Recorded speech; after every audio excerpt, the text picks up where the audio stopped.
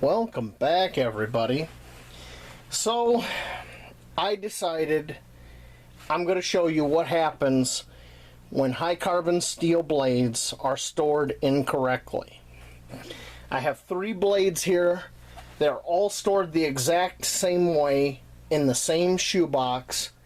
I'm assuming by my father before he passed.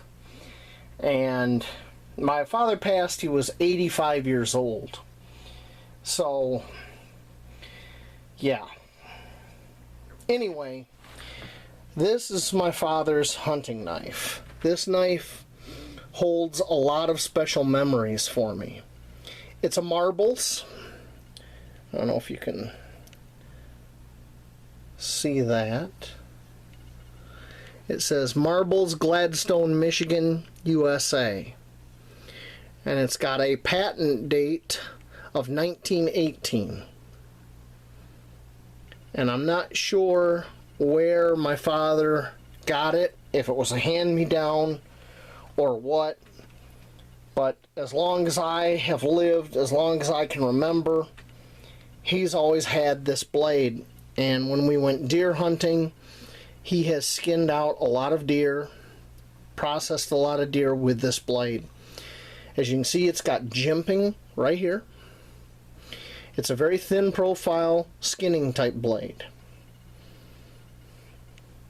As you can see, it's very pitted. Now, this was the original sheath.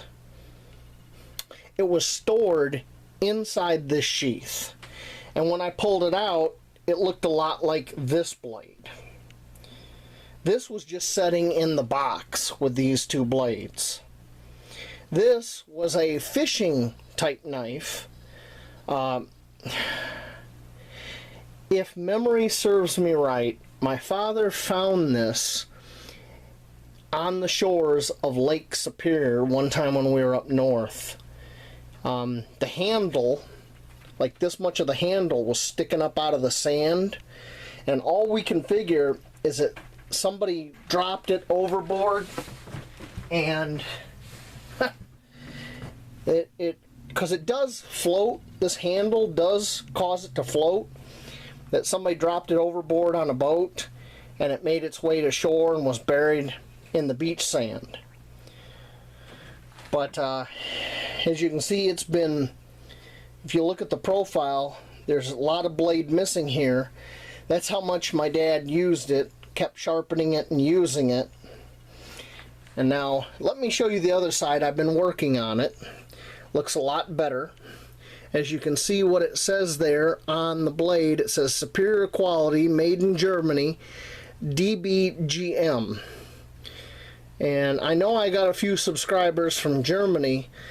If you want to hit me up in the comments and tell me what DBGM, if that's a knife company or what, I haven't looked it up on the internet. As you can see, there's a big chunk of the blade missing right here, and that's from rust. That's how both sides originally looked. This is after working on it for a while. Really a shame. Now, this blade has a completely different story. This is my mom's hunting knife. Look at that. You know why? It's a stainless steel.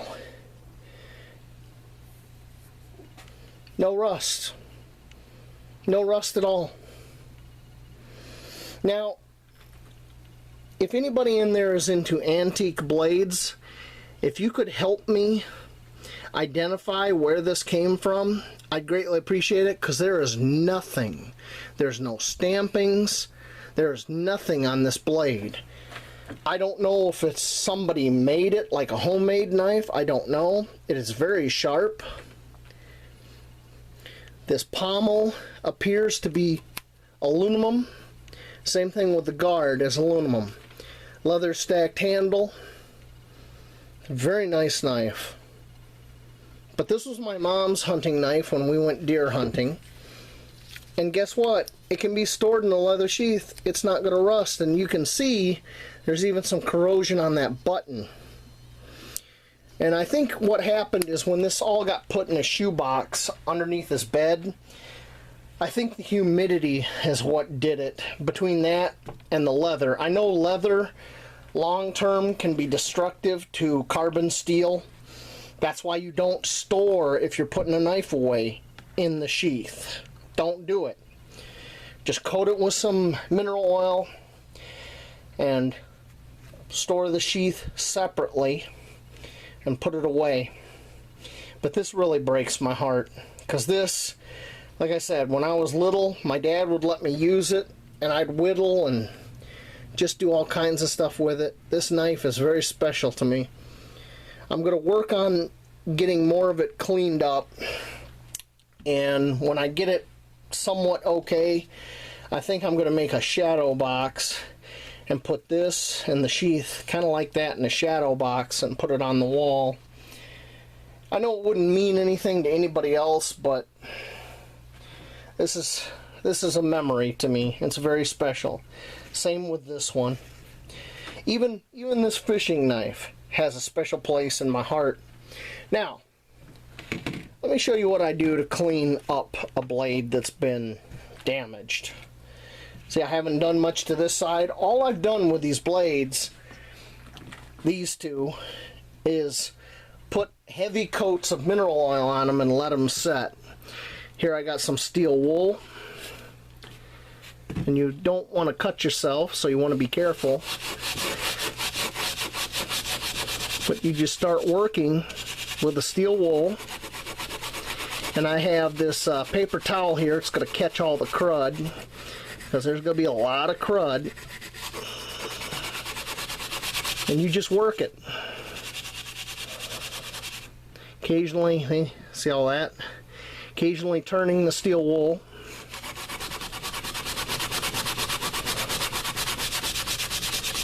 And the funny thing is, I bought this steel wool at the dollar store. It was like a 6 or 8 pack for $1.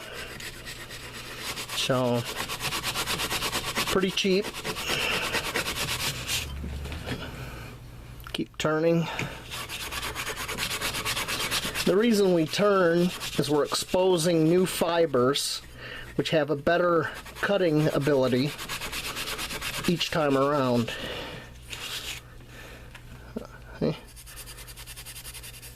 Look at that. Looks a lot different, doesn't it? Now what I can do is I can put another layer of mineral oil on there, let it set, and I'll attack it again. And I keep doing that until basically I have a nice smooth metal finish. I don't care if there's a bit of a patina on it. I just want to get that heavy rust scale off. And she is a little bit rusty. So anyway, that's what happens when you don't take care of a high carbon steel blade. I hope you learned something, and I'll see y'all later out in the woods.